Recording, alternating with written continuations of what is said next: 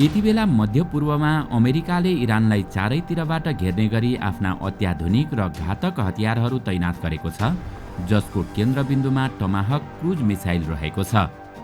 अमेरिकाको यो तैनाथीले सन् 2003 को इराक युद्धको झल्को दिइरहेको छ।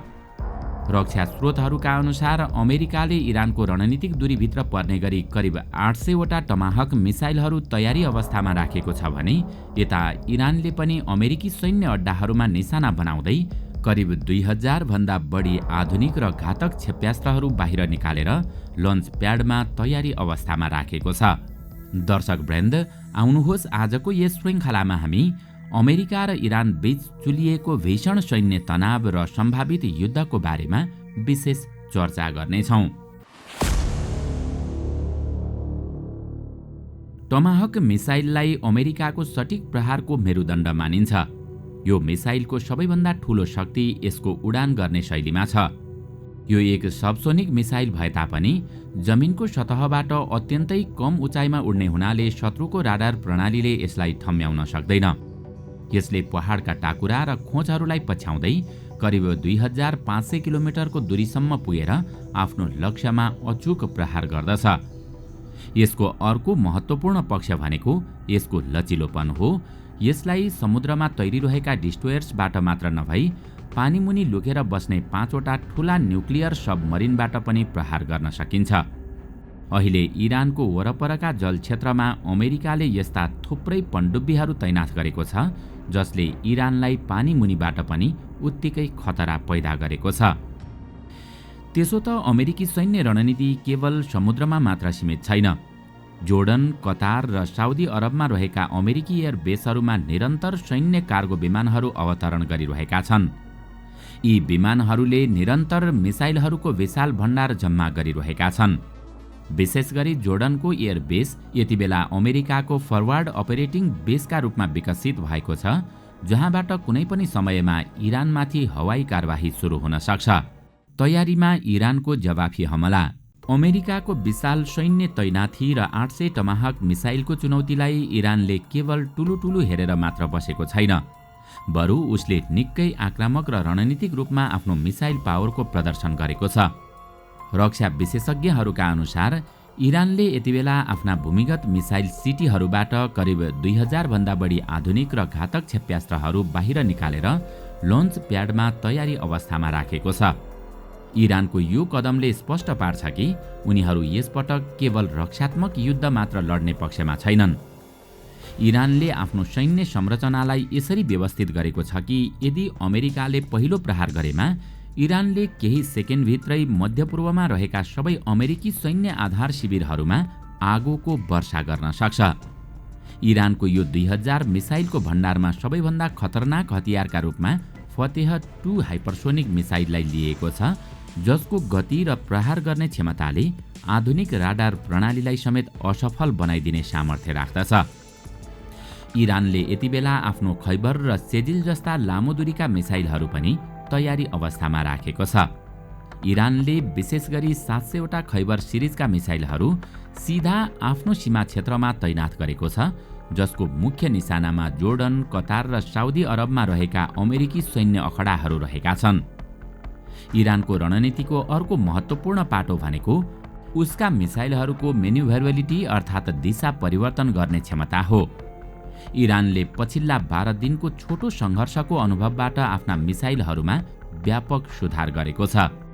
सेजिल र खुर्रम शहर 4 जस्ता मिसाइलहरूको मारक क्षमतालाई 3000 देखि 3500 किलोमिटरसम्म विस्तार गरिएको छ, जसको अर्थ अब इरानले आफ्नो भूमिबाटै पुरै मध्यपूर्व र युरोपका केही भागसम्म सजिलै प्रहार गर्न सक्छ। इरानका यी मिसाइलहरूमा MRV प्रविधि जडान गरिएको छ, जसले गर्दा एउटै मिसाइलले आकाशमै धेरै भागमा विभाजित भएर विभिन्न लक्ष्यहरूमा एकैसाथ प्रहार गर्न सक्छ। यसले गर्दा इजरायलको आइरन डोम वा अमेरिकाको प्याट्रियट मिसाइल डिफेन्स सिस्टमले सबै प्रहारलाई रोक्न लगभग असम्भव हुन्छ। इरानले आफ्नो 2000 मिसाइलको यो भण्डारलाई विभिन्न गोप्य सुरुङ र पहाडका खोजहरूमा लुकाएर राखेको छ, जसलाई मिसाइल फार्म वा मिसाइल सिटी भनिन्छ। इरानको यो विशाल तैनाथीले अमेरिका र उसका सहयोगी राष्ट्रहरूलाई मनोवैज्ञानिक दबावमा पारेको छ। इरानले स्पष्ट सन्देश दिएको छ कि यदि उसमाथि हमला भयो भने उसले ओमानको खाडीमा रहेका अमेरिकी विमानवाहक जहाज अब्राहम लिङ्कनलाई मात्र निशाना बनाउने छैन, बरु तेल आपूर्ति हुने मुख्य जलमार्ग हर्मुज जलडमरूलाई पनि पूर्ण रूपमा ठप्प पारिदिनेछ। अमेरिकी टमाहक र इरानी फतेह 2। आधुनिक युद्ध कलाको इतिहासमा अहिले विश्वको ध्यान दुईवटा महाशक्तिशाली हतियारहरूको टक्करमा अडिएको छ, अमेरिकाको टमाहक र इरानको फतेह 2। यी दुई मिसाइलहरू केवल हतियार मात्र होइनन्, बरु दुई फरक सैन्य प्रविधि र विचारधाराका प्रतीक हुन्। टमाहक मिसाइल एक क्रुज मिसाइल हो जसको मुख्य शक्ति यसको सटिकता र लुकेर प्रहार गर्ने क्षमतामा छ। यसले जमिनको सतहभन्दा निकै कम उचाइमा उडेर राडारलाई छल्छ र हजारौं माइल टाढाको सानो झ्यालबाट भित्र पसेर विस्फोट गराउने सामर्थ्य राख्छ। तर अर्कोतर्फ इरानको फतेह 2 एक हाइपरसोनिक मिसाइल हो जसको मुख्य शक्ति यसको अविश्वसनीय गति र दिशा परिवर्तन गर्ने क्षमता हो। टमाहकले लुकेर प्रहार गर्छ भने फतेह 2 ले शत्रुको रक्षा प्रणालीलाई आफ्नो तीव्र गतिले मात खुवाएर सिधा छातीमा प्रहार गर्छ। प्रविधिको दृष्टिकोणबाट फतेह 2 लाई टमाहकभन्दा बढी खतरनाक मानिनुको मुख्य कारण यसको हाइपरसोनिक स्पिड हो। टमाहकको गति ध्वनिको गतिभन्दा कम हुन्छ, जसलाई आधुनिक मिसाइल डिफेन्स सिस्टमले कुनै अवस्थामा ट्र्याक गर्न सक्छ। तर फतेह 2 को गति 13 देखि 15 म्याक छ, जसको अर्थ यो ध्वनिको गतिभन्दा 15 गुणा छिटो उड्न सक्छ। यति तीव्र गतिमा आउने हतियारलाई रोक्न इजरायलको आइरन डोम वा अमेरिकाको प्याट्रियट मिसाइल प्रणालीका लागि लगभग असम्भव जस्तै हुन्छ। फतेह 2 को मेनुभरेबल वारहेडले उडानको अन्तिम चरणमा समेत आफ्नो बाटो बदल्न सक्छ, जसले गर्दा शत्रुले यसलाई कहाँ खस्छ भनेर ठम्म्याउन सक्दैन। इरानले दाबी गरे अनुसार फतेह 2 ले इजरायलको सबैभन्दा आधुनिक एरो र अमेरिकाको थर्ड डिफेन्स सिस्टमलाई समेत सजिलै ध्वस्त पार्न सक्छ। यता अमेरिकी मिसाइल टमाहकको आफ्नै विरासत र सफलताको इतिहास छ। खाडी युद्धदेखि सिरियाली सङ्घर्षसम्म टमाहकले आफ्नो अचूक क्षमता प्रमाणित गरिसकेको छ। यसको नेभिगेसन प्रणाली यति परिष्कृत छ कि यसले पहाड, खोज र भवनहरूको आकारलाई पहिचान गर्दै आफ्नो बाटो तय गर्छ। टमाहकलाई जहाज, पनडुब्बी र जमिनबाट पनि प्रहार गर्न सकिने हुनाले यो अमेरिकाका लागि एक भर्सटाइल हतियार हो। यदि अमेरिकाले इरानको कमान्ड सेन्टर वा परमाणु संयन्त्रहरूलाई निशाना बनाउनु पर्यो भने टमाहक पहिलो रोजाइमा पर्छ। तर समस्या के छ भने टमाहकले आफ्नो लक्ष्यमा पुग्न केही समय लिन्छ, जुन समयमा इरानले आफ्ना फतेह 2 मिसाइलहरू मार्फत अमेरिकी जहाजहरूमाथि जवाफी हमलामा अगाडि हुन सक्छ। त्यसो त यी दुई बीचको तुलनामा शक्तिको परिभाषा सन्दर्भ अनुसार फरक हुन्छ। यदि सटिकता र गोपनीयतालाई शक्ति मान्ने हो भने टमाहक अगाडि देखिन्छ, तर यदि गति र अवैधतालाई शक्ति मान्ने हो भने फतेह 2 ले टमाहकलाई पछि पार्छ। रक्षा विशेषज्ञहरूका अनुसार टमाहक पुरानो तर निकै परिष्कृत प्रविधि हो भने फतेह 2 भविष्यको युद्धको आधुनिक झलक हो। पछिल्ला 12 दिनको युद्ध अभ्यासमा इरानी मिसाइलहरूले इजरायली रक्षा प्रणालीलाई जसरी भेदन गरे त्यसले फतेह 2 को शक्तिलाई थप पुष्टि गरेको छ। मध्यपूर्वको वर्तमान सैन्य तनावमा भौगोलिक अवस्थिति र क्षेत्रीय राजनीतिले युद्धको दिशा निर्धारण गरिरहेको छ। अमेरिका र इरान बीचको यो सम्भावित टकरावमा अरब राष्ट्रहरूको भूमिका निर्णायक देखिएको छ। यस पटकको परिस्थिति सन् 2003 को इराक युद्धभन्दा निकै भिन्न छ। विगतमा अमेरिकालाई निशर्त साथ दिने साउदी अरब र कतार जस्ता शक्तिशाली खाडी मुलुकहरूले यसपटक आफ्नो भूमि इरान विरुद्धको प्रत्यक्ष युद्धका लागि प्रयोग गर्न दिन स्पष्ट रूपमा अस्वीकार गरेका छन्। साउदी अरब र कतारले यो अडान लिनुका पछाडि सुरक्षा चिन्ता नै मुख्य कारण हो।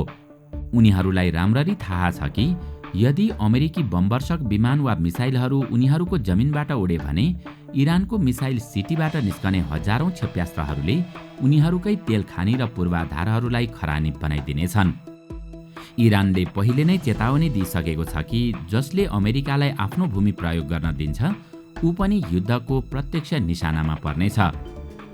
खाडी मुलुकहरूको यो असहयोगपछि अमेरिकाका लागि जोर्डन एकमात्र र सबैभन्दा महत्त्वपूर्ण रणनीतिक साझेदारका रूपमा उभिएको छ।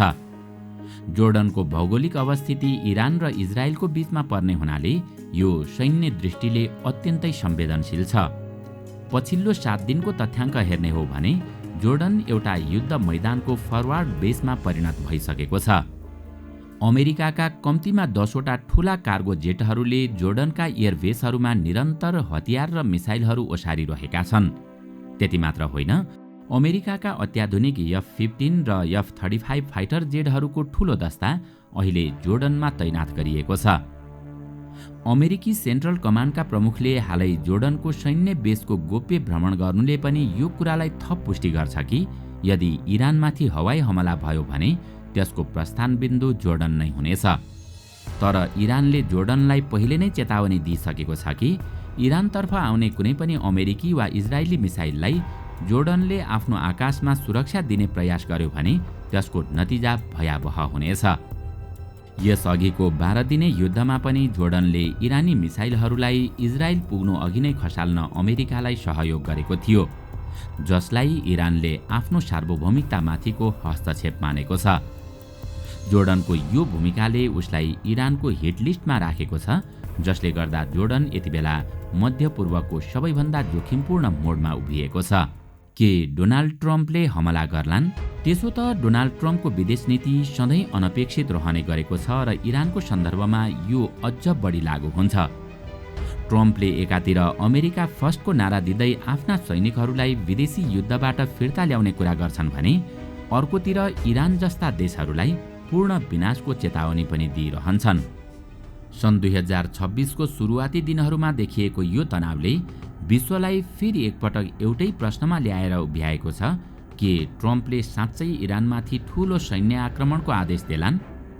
उनको पछिल्लो रणनीतिलाई हेर्दा उनले अधिकतम दबावलाई सैन्य धम्कीसँग मिसाएर इरानलाई गलाउने रणनीति लिएको देखिन्छ।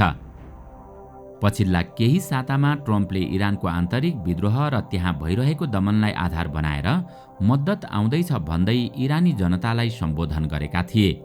यसका साथै अमेरिकाले इरानको वरपर आर्माडा अर्थात् युद्धपोतहरूको विशाल नौसैन्य दस्ता पठाएर आफ्नो सैन्य मनसाय स्पष्ट पारिसकेको छ। ट्रम्पका लागि इरानमाथिको हमला केवल एक सैन्य निर्णय मात्र होइन, बरु यो उनको राजनीतिक छविसँग पनि जोडिएको छ। उनले इरानलाई सन्देश दिएका छन् कि यदि इरानले आफ्ना प्रदर्शनकारीहरूमाथि हिंसा जारी राख्यो वा परमाणु कार्यक्रममा अगाडि बढ्ने प्रयास गर्यो भने अमेरिकाले अहिलेसम्मकै ठूलो प्रहार गर्नेछ। यद्यपि ट्रम्प आफैले म युद्ध चाहन्न, तर हामी तयारी अवस्थामा छौं भन्दै कूटनीतिक ढोका पनि खुल्ला राखेका छन्। रक्षा विश्लेषकहरूका अनुसार ट्रम्पको हमला गर्ने सम्भावना 2 वटा अवस्थामा निर्भर हुन्छ। पहिलो अवस्था हो यदि इरानले कुनै अमेरिकी नागरिक वा बेसमाथि प्रत्यक्ष आक्रमण गर्यो भने अमेरिकाले त्यसको जवाफमा हमला गर्न सक्छ, र दोस्रो अवस्था हो इरानले परमाणु हतियार निर्माणको अन्तिम प्रक्रिया सुरु गरेमा पनि अमेरिकाले हमला गर्न सक्छ। ट्रम्पले हालै इरानलाई चेतावनी दिँदै भनेका छन् कि यदि उनीमाथि वा कुनै अमेरिकी नेतामाथि आक्रमणको प्रयास भयो भने इरानलाई पृथ्वीको नक्साबाटै मेटाइदिने सम्मको कदम चाल्न सकिनेछ। यो कठोर शब्दजालले इरानलाई मनोवैज्ञानिक रूपमा कमजोर बनाउने प्रयास गरेको छ। मध्यपूर्व आज एउटा यस्तो बारुदको थुप्रोमाथि उभिएको छ जहाँ एउटा गलत निर्णय, एउटा गलत मिसाइल वा एउटा गलत राजनीतिक गणनाले सम्पूर्ण क्षेत्रलाई आगोमा धकेल्न सक्छ। अमेरिकाको टमाहक केन्द्रित घेराबन्दी र इरानको फतेह 2 जस्ता हाइपरसोनिक हतियार सहितको जवाफी तयारीले यो स्पष्ट सङ्केत दिएको छ कि अब यो केवल शक्ति प्रदर्शनको खेल मात्र रहेन, यो प्रतिरोध र प्रतिष्ठाको युद्ध बन्ने दिशामा अघि बढिरहेको छ। दर्शकवृन्द, तपाईलाई आजको यो श्रृङ्खला कस्तो लाग्यो हामीलाई कमेन्टमा अवश्य बताउनुहोला। साथै आजको श्रृङ्खला तपाईलाई राम्रो लाग्यो भने लाइक तथा सेयर गरी हाम्रो च्यानललाई सब्स्क्राइब गर्न नभुल्नुहोला र साथमा रहेको बेल आइकन पनि थिच्नुहोस् ताकि हाम्रो नयाँ भिडियोको जानकारी सबैभन्दा पहिला तपाईलाई प्राप्त होस्। आजका लागि यति नै। अर्को भिडियोमा अझै रोचक तथा जानकारीमूलक सामग्री लिएर आउने नै छौं। तबसम्मको लागि बिदा दिनुहोस्। नमस्कार।